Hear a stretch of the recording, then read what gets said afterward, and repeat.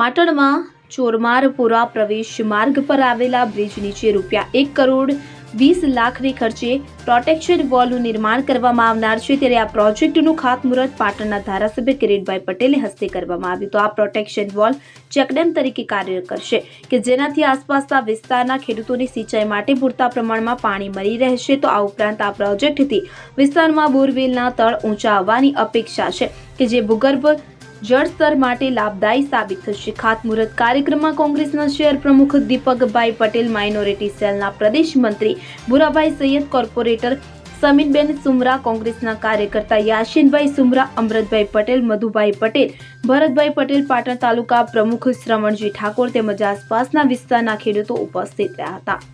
Bureau report CN24 news.